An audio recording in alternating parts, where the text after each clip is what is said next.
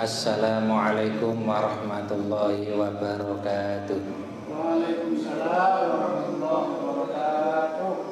Ila hadratin nabiyil mustafa habibina wa syafi'ina sayyidina Muhammadin sallallahu alaihi wasallam, wa ila hadrati ikhwanihi minal anbiya'i wal mursalin, wa ila jami'il malaikatil muqarrabina wal karubina wal ruhaniyin wa jami'il awliya, khususun ila hadrati sayyidina Syekh Muhyiddin Abdul Qadir Al-Jilani, thumma ila hadrati ajdadina sayyidina Syekh Raden Surataruno, sayyidina Syekh Muhammad Fadil, wa sayyidina Syekh Ahmad Fadil, wa sayyidina Syekh Abdullah Musyaffa', thumma ila hadrati jami'i muallifil kutubi, khususun ila muallifi hadzal kitab, thumma ila hadrati jami'i muassisi Jam'iyati Nahdlatul Ulama, thumma ila hadrati jami'i ahlil qubur minal muslimina wal muslimat wal mu'minina wal mu'minat, syai'un lillahi lana wa lahumul Fatihah.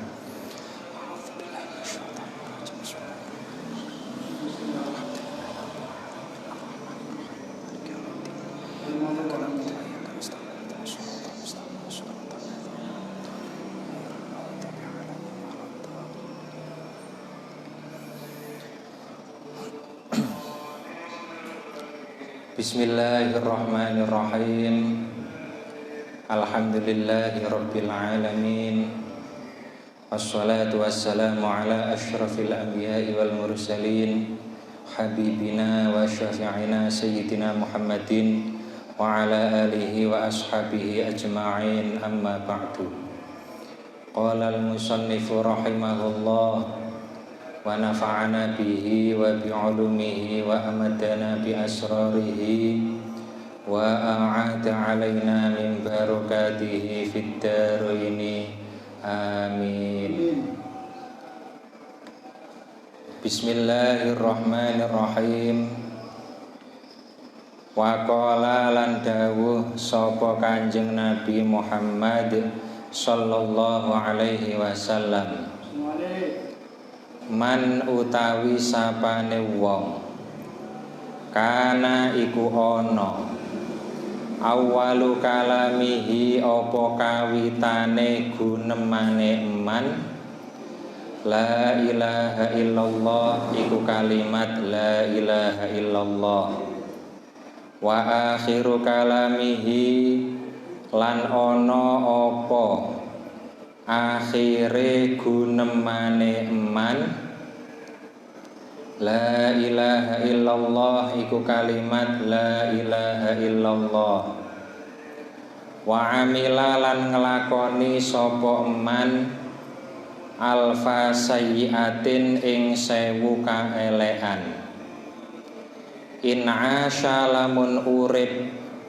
sapa man alfasanatin ing dalem 1000 taun, la yas'aluhu mongko ora nakoni ing man Allahu sapa Gusti Allah an dzanbin saking dosa wahidin kang siji. Kanjeng Nabi Muhammad sallallahu alaihi wasallam sampun dawuh, barang siapa permulaan ucapannya adalah kalimat la ilaha illallah dan akhir ucapannya juga adalah kalimat la ilaha illallah, kemudian seandainya dia diberi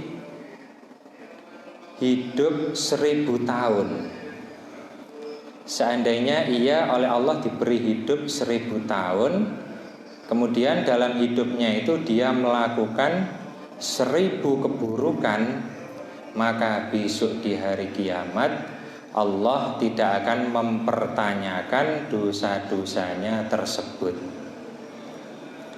Jadi maksud hadis ini adalah barang siapa yang sering-sering berzikir la ilaha illallah, kemudian dia juga sering melakukan dosa. Dosa yang dimaksud adalah dosa kecil, bukan dosa besar. Seandainya dosanya banyak sekali sampai 1000 kali atau bahkan lebih, dan juga seandainya dia diberi umur yang panjang oleh Allah, seandainya umurnya sampai 1000 tahun, dalam 1000 tahun itu dia melakukan dosa terus, tapi dosa kecil, bukan dosa besar.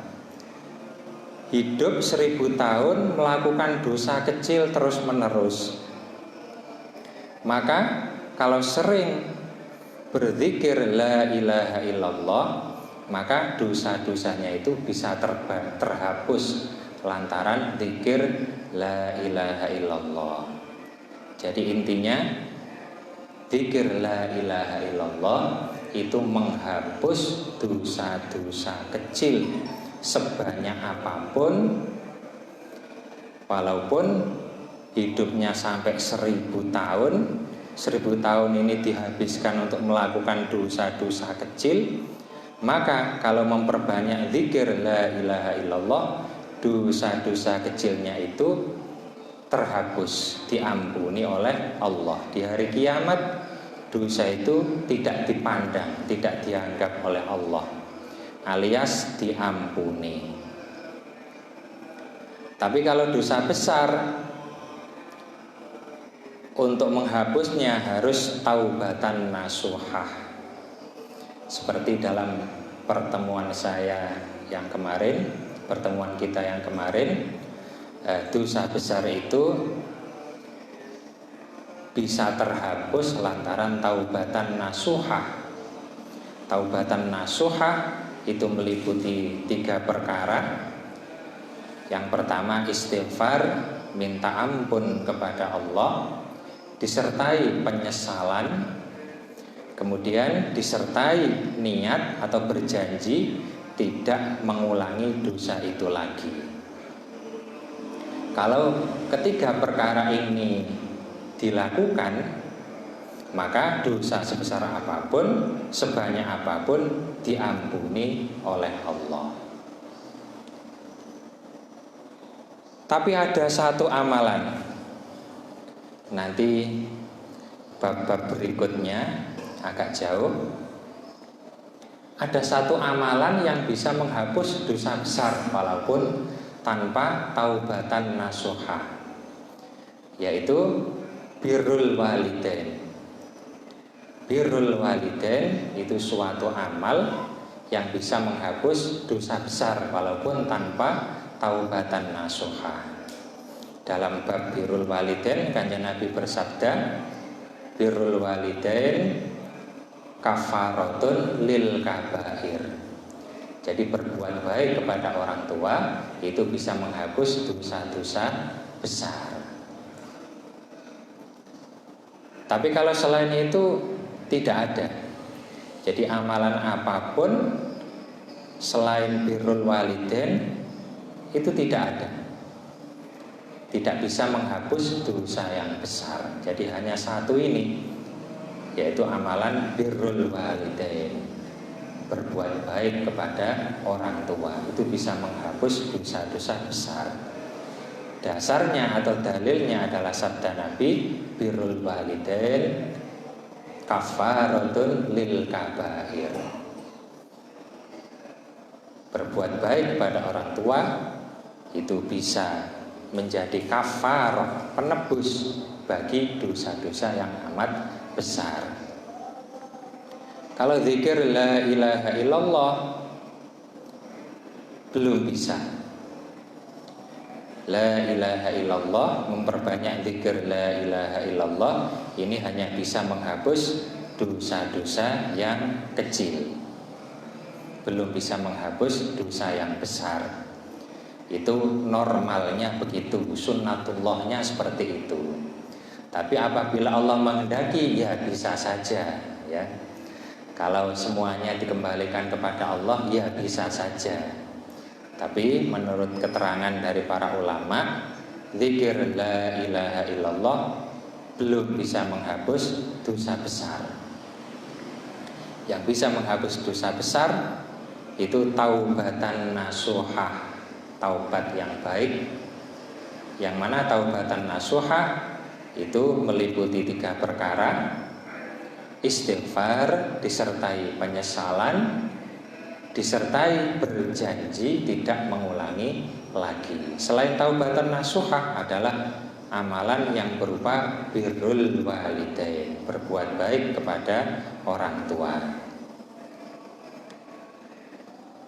Wa qala lan dawu sapa Kanjeng Nabi Muhammad sallallahu alaihi wasallam, man utawi sapane wong qala iku ngucap sapa man la ilaha illallah ing kalimat la ilaha illallah min ghairi ajabin saking tanpa gawok utawa saking tanpa sifat ujub tara mongko mabur biha sebab qaulu la ilaha illallah ta'irun apa manuk tahtal arsy ing dalem ngisor-ngisore arsy yusabbihu maca tasbih apa ta'ir ma'al musabbihina sartane pira-pira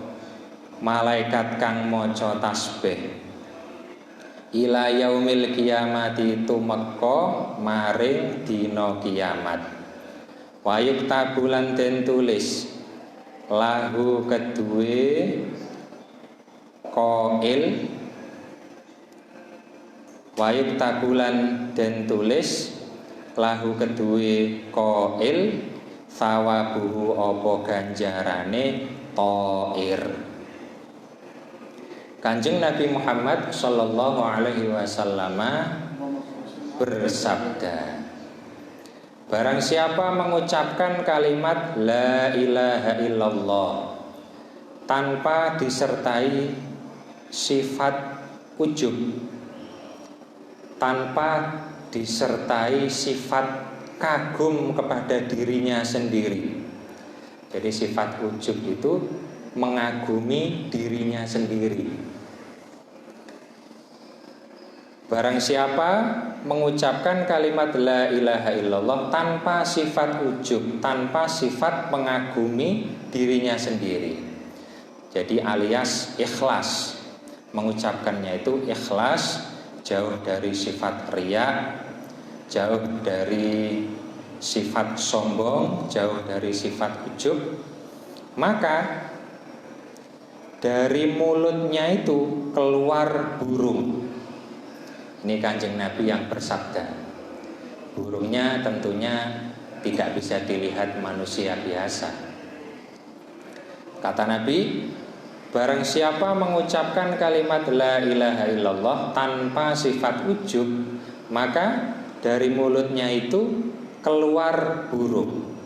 Kemudian burung itu terbang sampai di bawah arsy.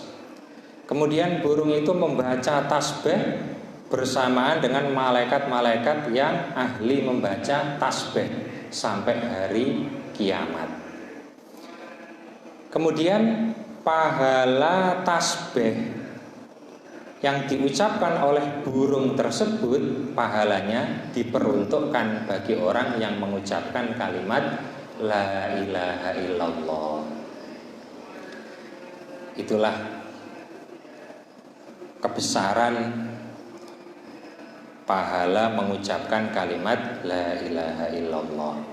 Jadi kalau mengucapkannya itu 1 kali, la ilaha illallah diucapkan 1 kali, maka akan keluar burung 1 dari mulutnya. Kemudian kalau mengucapkannya itu 100 kali, berarti dari mulutnya akan keluar 100 burung. Kemudian burung-burung itu akan terbang ke atas sampai di bawahnya arsy, kemudian membaca tasbih sampai hari kiamat. Membaca tasbih bersamaan dengan malaikat-malaikat yang ahli membaca tasbih. Lah pahalanya burung membaca tasbih itu diperuntukkan bagi orang yang membaca atau mengucapkan kalimat la ilaha illallah.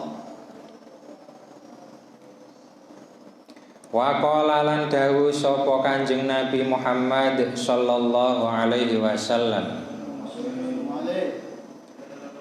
man utawi sapane wong qala iku ngucap sapa man la ilaha illallah Muhammadur Rasulullah, ing kalimat la ilaha illallah Muhammadur Rasulullah, marrotan kelawan saambalan, ghufira mongko den ngapura lahu keduwe eman dzunubuhu apa pira-pira dosane eman, wa ing kanat lan senajan ana apa dzunubuhu mithla zabadil bahri, iku madani umpluke segara. Kanjeng Nabi Muhammad sallallahu alaihi wasallam sampun dawuh, barang siapa mengucapkan la ilaha illallah Muhammadur Rasulullah satu kali, cuma satu kali, maka semua dosa-dosanya diampuni, walaupun dosa-dosa itu sebanyak busa di lautan. Menurut Imam Nawawi Al-Bantani yang mensarai kitab Lubabul Hadis ini, dosanya adalah dosa-dosa kecil, seperti yang telah saya terangkan tadi. Jadi kalimat la ilaha illallah itu hanya bisa menghapus dosa-dosa yang kecil, walaupun sebanyak busa di lautan. Busa di lautan itu kan ya banyak sekali. Walaupun dosa kecil itu sebanyak busa di lautan, itu bisa terhapus lantaran seseorang membaca kalimat la ilaha illallah Muhammadur Rasulullah.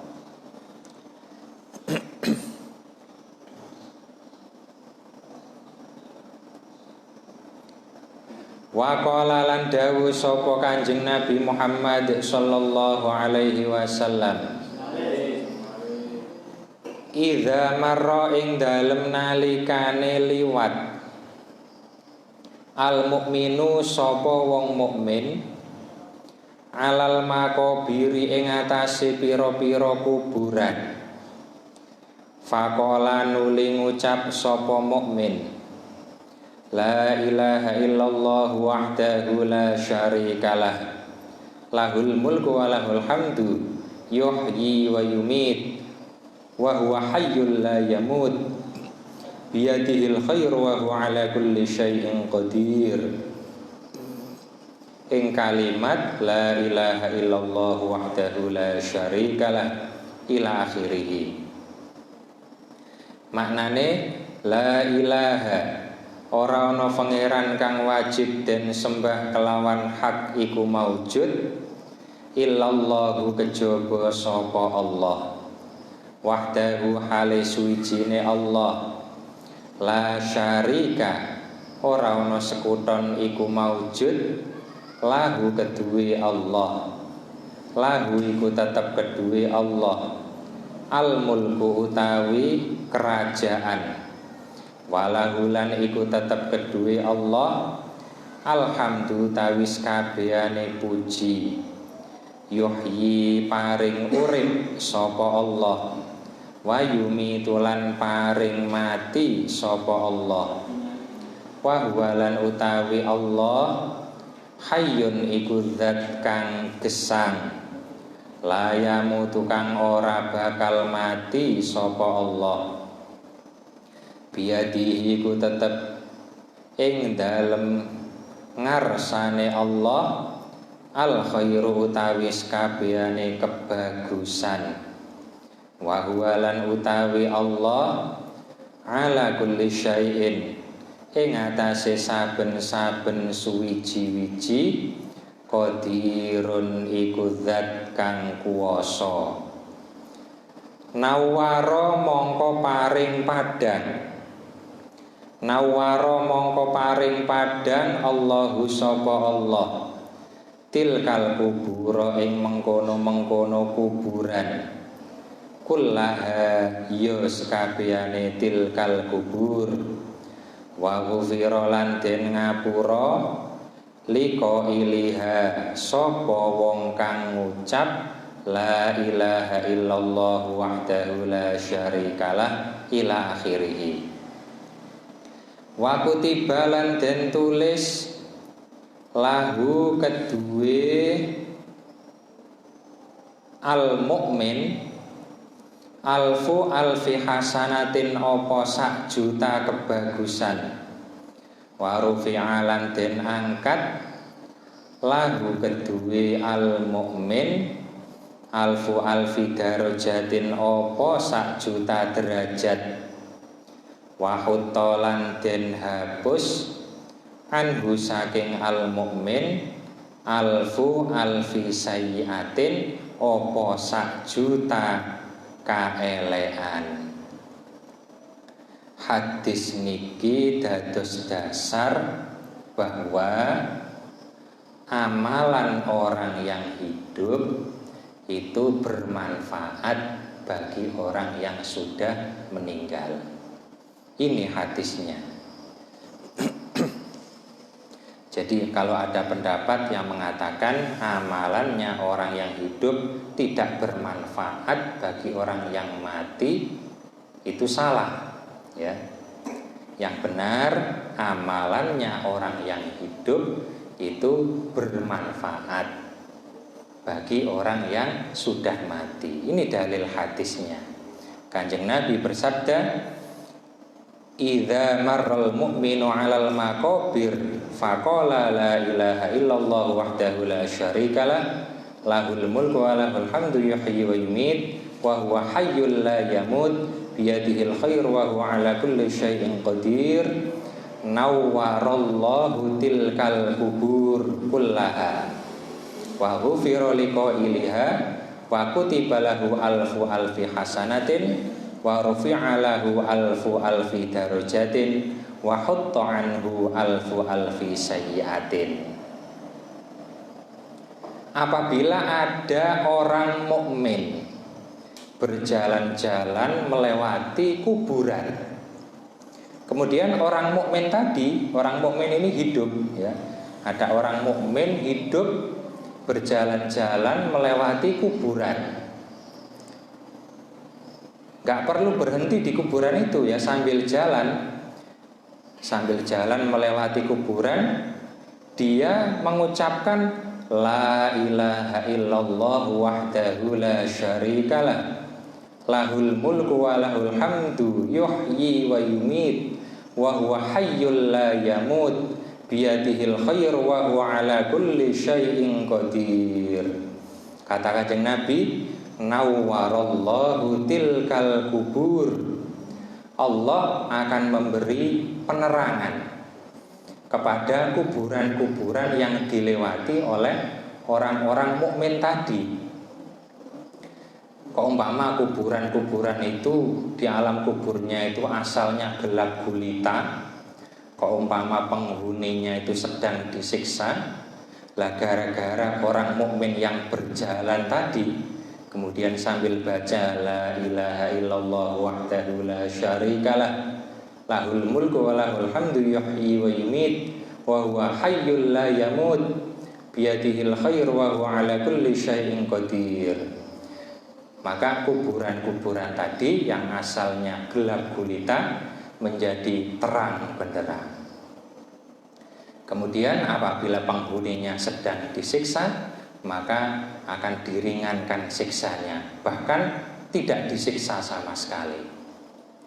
Apabila penghuni kuburnya itu sedang sangat susah, maka akan dihilangkan kesusahannya, akan dilapangkan kuburnya. Jadi hadis ini menjadi dalil bahwa bacaan orang yang hidup itu bermanfaat bagi orang yang sudah meninggal. sambil lewat saja, nggak usah berhenti, Allah sudah memberi keringanan siksa bagi penghuni kubur. Kubur yang asalnya gelap gulita menjadi terang benderang. Kalau penghuninya susah akan diberi kebahagiaan. Apabila kuburnya sempit akan dilapangkan. Apalagi kalau berhenti, apalagi kalau yang dibaca lebih banyak.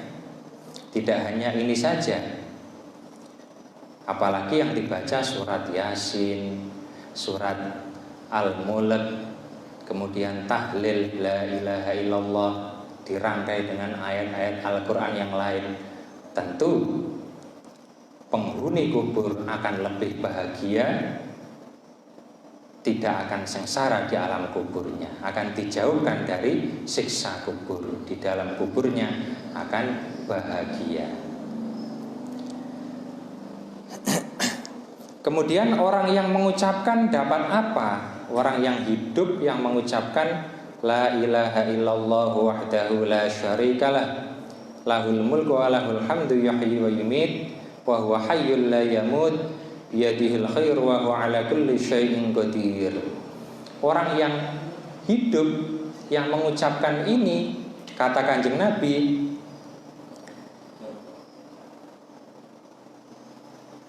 mendapatkan ampunan dari semua dosa-dosanya. Wa ghufira liqailiha, kata Kanjeng Nabi. Semua dosanya diampuni oleh Allah. Tentunya dosa kecil seperti keterangan saya tadi. Dosanya diampuni oleh Allah. Kemudian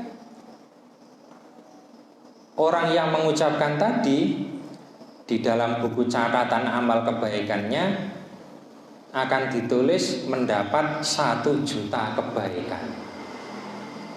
Mengucapkan sekali la ilaha illallah wahdahu la syarikalah, lahul mulku wa lahul hamdu yuhyi wa yumiit wa huwa hayyul la yamut biyadihil khair wa huwa ala kulli syai'in qadir. Mengucapkan 1 kali maka dapat 1 juta kebaikan atau 1 juta pahala. Tidak hanya itu, derajatnya akan diangkat 1 juta tingkatan. Derajatnya oleh Allah akan dinaikkan berlipat-lipat 1 juta kali. Kemudian seandainya dia mempunyai 1 juta keburukan, maka 1 juta keburukan itu akan dihapus oleh Allah. Itu yang didapat oleh yang mengucapkan. Jadi yang mengucapkan dapat pahala, orang-orang yang mati juga dapat pahala apabila itu diucapkan kepada orang-orang yang mati atau dihadiahkan kepada orang-orang yang sudah mati.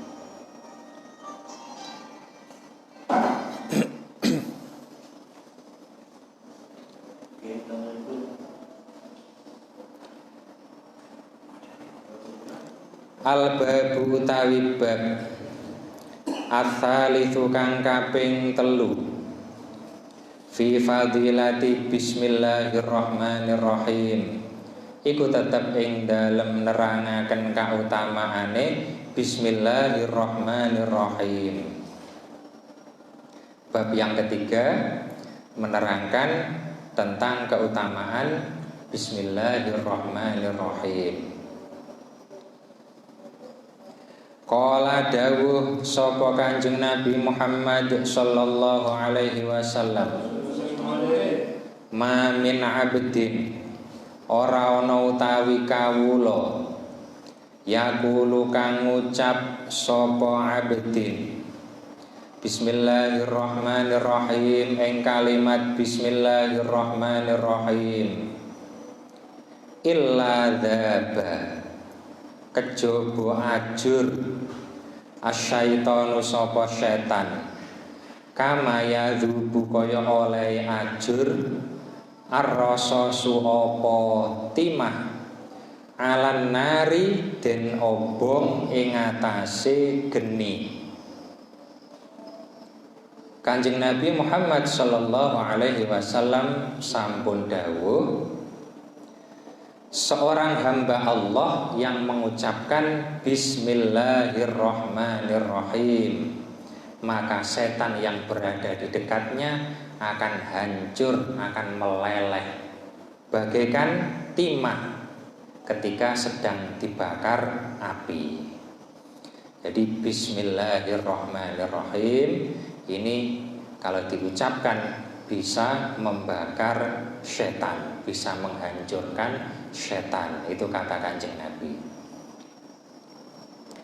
Wa qala lan dawu sapa Kanjeng Nabi Muhammad sallallahu alaihi wasallam, ma min abdin, ora ana utawi kawula, yaqulu kang ucap sapa abdin Bismillahirrahmanirrahim, ing kalimat Bismillahirrahmanirrahim, illa amara kejaba perintah Allah Ta'ala sapa Allah Ta'ala al-kirama ing pira-pira malaikat kang mulya, al-katibina pira-pira kang padha nyatet-nyatet kabeh, ayat tubuh ing yen to padha nulis sapa al-kiramal katibin fi diwanihi ing dalem buku catatan amale abdin arba'ami'ati hasanatin ing 400 kebagusan. Kanjeng Nabi bersabda, seorang hamba Allah yang mengucapkan Bismillahirrahmanirrahim, maka Allah memerintahkan malaikat yang bertugas mencatat amal kebaikan supaya mencatat di buku catatan amal kebaikannya 400 kebaikan. Jadi mengucapkan Bismillahirrahmanirrahim satu kali itu pahalanya 400 kebaikan. Wa qala lan dawu sapa Kanjeng Nabi Muhammad sallallahu alaihi wasallam, man utawi sapane wong kala iku ngucap sapa man Bismillahirrahmanirrahim ing kalimat Bismillahirrahmanirrahim marrotan kelawan sepisan, lam yabqa mongko ora keri min dzunubihi saking pira-pira dosane man dzarratun apa sak bobote semut pudak. Kanjeng Nabi Muhammad sallallahu alaihi wasallam bersabda, barang siapa mengucapkan Bismillahirrahmanirrahim satu kali, maka dosa-dosanya tidak tersisa sedikit pun, walaupun hanya tersisa sebesar semut pudak. Semut pudak itu semut yang paling kecil itu. Intinya bacaan Bismillahirrahmanirrahim ini menghapus semua dosa, tentunya dosa-dosa kecil. Kalau dosa-dosa besar harus taubatan nasuha. Jadi kalau disimpulkan berdasarkan dua hadis yang telah berlalu, kalau baca Bismillahirrahmanirrahim yang pertama, maka bacaan Bismillahirrahmanirrahim yang pertama itu menghapus semua dosa. Kemudian bacaan Bismillahirrahmanirrahim yang kedua ini 400 kebaikan. Kalau baca 3 kali, yang ketiga ditambah 400. Kalau baca yang keempat tambah 400 lagi. Kalau baca 5 kali ditambahi 400 lagi, begitu dan seterusnya. Jadi satu kali bacaan Bismillahirrahmanirrahim itu kalau punya dosa maka menghabiskan semua dosa. Kalau dosanya sudah habis, sudah tidak ada, maka pahalanya adalah 400 kebaikan.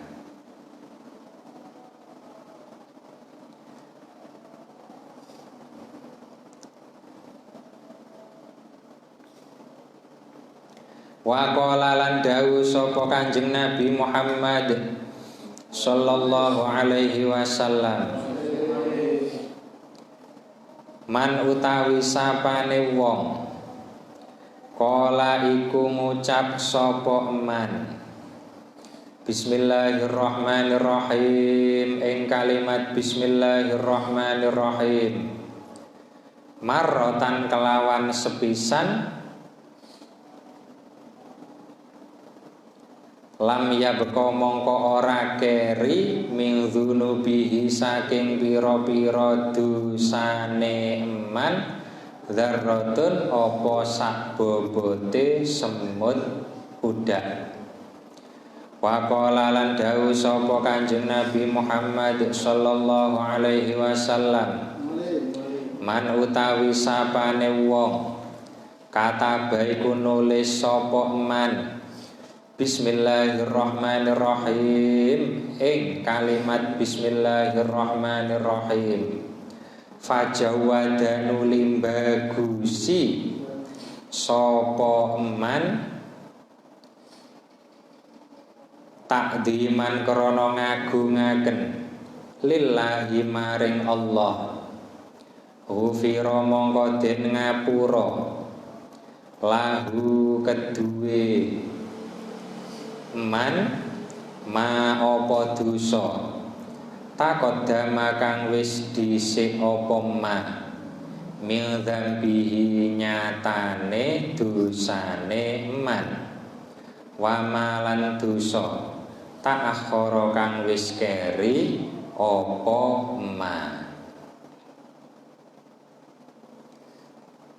Kanjeng Nabi bersabda, man kataba bismillahi fajawada ta'diman lillahi ghufira lahu ma taqaddama min dzambihi wa ma ta'akhkhar.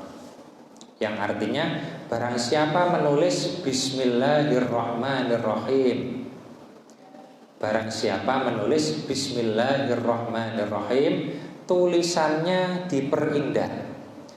Tulisannya itu pakai khot, tulisannya tidak berantakan, tulisannya dibikin tulisan yang sangat indah. Niatnya takdiman lillah, niat mengagungkan Allah, bukan niat cari uang. Ada kalanya orang menulis kaligrafi itu niat cari uang, nulis bismillahirrahmanirrahim, tulisannya cantik, indah, tapi niatnya nanti dijual supaya dapat uang. Bukan niat itu. Menulis di mana saja, di kitab atau di tempat-tempat lain yang terhormat, menulisnya itu dengan niat takdiman lillah, mengagungkan Allah, maka dosa-dosanya semuanya diampuni, baik dosa yang sudah dilakukan maupun belum pernah dilakukan. Tapi dosa yang kecil, seperti yang saya terangkan tadi, dosa yang kecil. Jadi kalimat la ilaha illallah, kalimat bismillahirrahmanirrahim itu menghapus dosa kecil sebanyak apapun, ya, sebanyak apapun. Dosa kecilnya ini tidak hanya yang sudah dilakukan, belum dilakukan pun sudah diampuni oleh Allah. Inilah kehebatan dan keutamaan Bismillahirrahmanirrahim.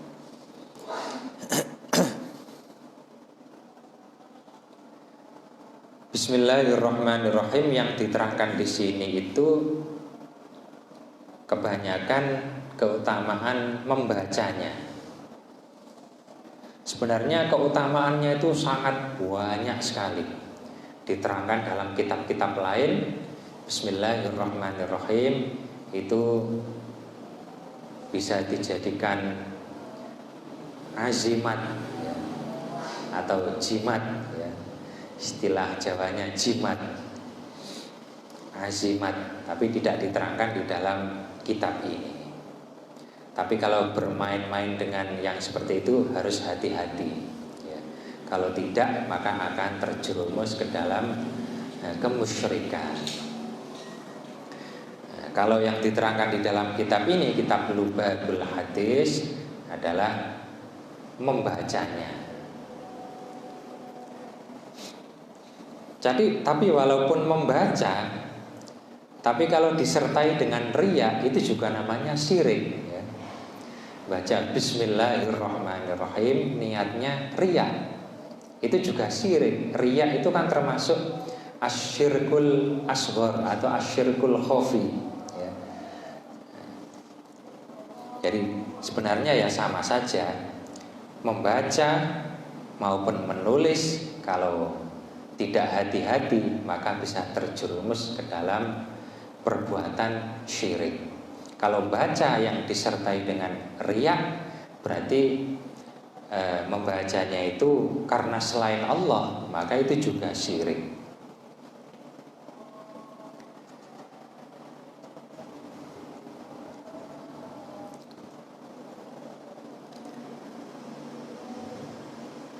Wa qala lan dawu sapa Kanjeng Nabi Muhammad sallallahu alaihi wasallam, idza kataba ing dalem nalikane wis nulis, idza kataba ing dalem nalikane nulis ahadukum sapa salah siji sira kabeh Bismillahirrahmanirrahim ing kalimat Bismillahirrahmanirrahim, falyumidda mongko becik ndawakno sapa ahadukum ar-rahmana ing lafadz ar-rahman. Kanjeng Nabi bersabda, ketika salah satu dari kalian menulis Bismillahirrahmanirrahim, maka kalau membacanya bacalah panjang mimnya ar-rahman. Jadi secara tulisan Bismillahirrahmanirrahim, ar-rahman, mimnya ar-rahman itu mimnya tidak dikasih alif, mim langsung nun. Ar-rahman mim nggak pakai alif, mim nun. Tapi bacanya mimnya harus panjang, ar-rahman. Jadi antara tulisan dan bacaan ini tidak sama. Jadi mimnya nggak boleh dikasih alif, tidak boleh. Ar-rahman ditulis mim alif nun, itu tidak boleh. Mim langsung nun, tapi bacanya mimnya dibaca panjang, ar-rahman. Wa qala lan dawu sapa Kanjeng Nabi Muhammad sallallahu alaihi wasallam, innallaha subhanahu wa ta'ala, sak temene Gusti Allah subhanahu wa ta'ala, zayyana iku wis maes-maesi sapa Allah subhanahu wa ta'ala as-samaa ing langit bil kawaki kelawan piro-piro bintang-bintang, wa zayyana lan wis maes-maesi sapa Allah al malaikata ing piro-piro malaikat bi Jibril kelawan malaikat Jibril, wa zayyana lan wis maes-maesi sapa Allah al jannata ing swarga bil huri kelawan widodari kang plerak-plerok mripate, wal kusuri lan piro-piro gedhong-gedhong, wa zayyana lan wis maes-maesi sapa Allah al anbiya ing piro-piro nabi bi Muhammadin kelawan Nabi Muhammad sallallahu alaihi wasallam, wa zayyana lan wis maes-maesi sapa Allah al ayyama ing pira-pira dina biyaumil jumu'ati kelawan dina Jumat. Wa zayyana lan wis maes-maesi sapa Allah al-layaliya ing pira-pira bengi bilailatil qadri kelawan lailatul qadar. Wa zayyana lan wis maes-maesi sapa Allah asyuhura ing pira-pira bulan di syahri Ramadhana kelawan bulan Ramadan. Wa zayyana lan wis maes-maesi sapa Allah al masajida ing pira-pira masjid bil Ka'bati kelawan Ka'bah. Wa zayyana lan wis maes-maesi sapa Allah al kutuba ing pira-pira kitab bil Qur'ani kelawan kitab Al-Qur'an. Wa zayyana lan wis maes-maesi sapa Allah Al-Qur'ana ing kitab Al-Qur'an bi bismillahirrahmanirrahim kelawan kalimat bismillahirrahmanirrahim. Kanjeng Nabi sampun dawuh, sesungguhnya Allah Subhanahu wa ta'ala telah menghiasi langit dunia dengan bintang-bintang. Jadi Allah menciptakan segala sesuatu itu tidak tawar, tapi ada perhiasannya.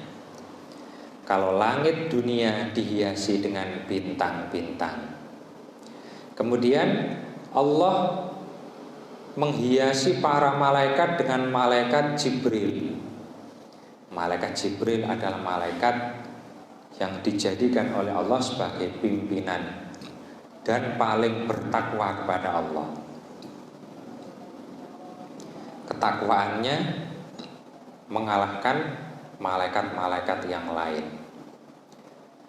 Kemudian Allah menghiasi surga itu dengan bidadari-bidadari yang cantik-cantik, yang matanya terbelalak, ya.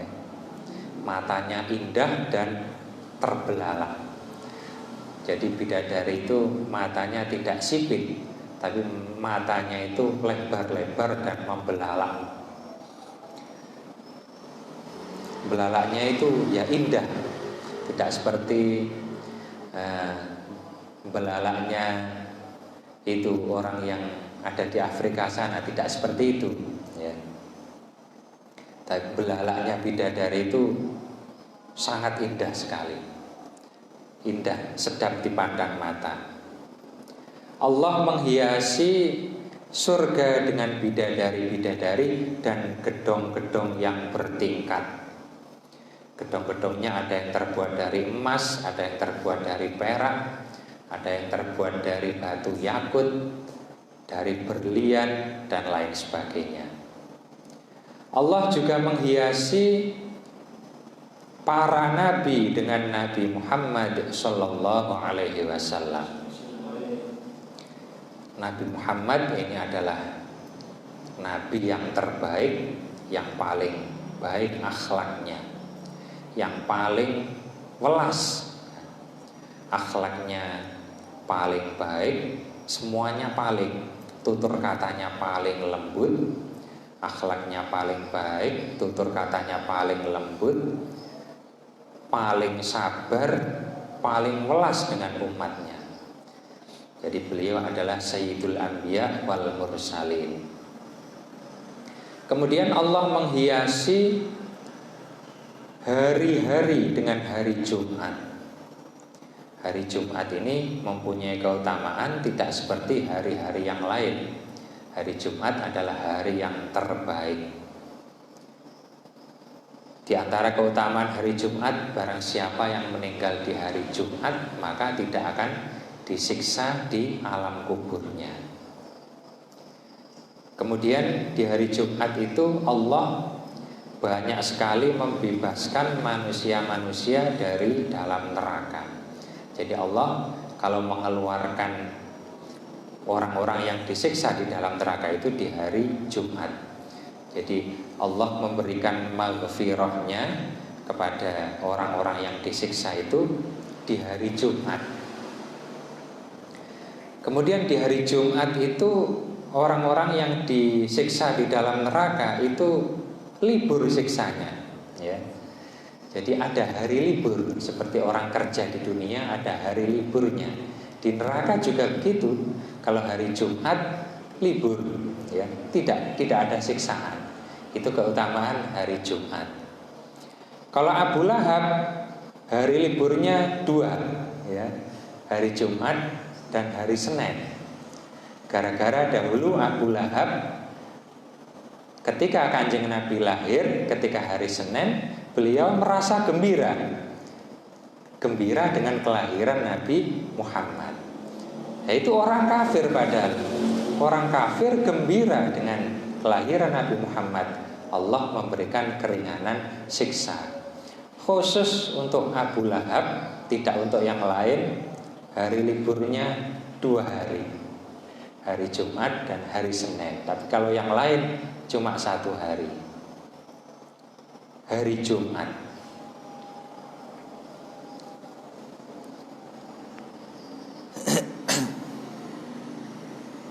Kemudian di antara keutamaan hari Jumat itu ahli kubur bebas berkeliaran.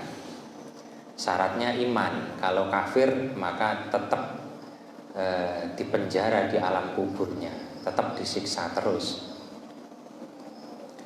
Tapi untuk orang-orang yang beriman atau ahli kubur yang beriman itu kalau hari Jumat ini bebas berkeliaran, bisa pulang ke rumah, ya, ahli kubur.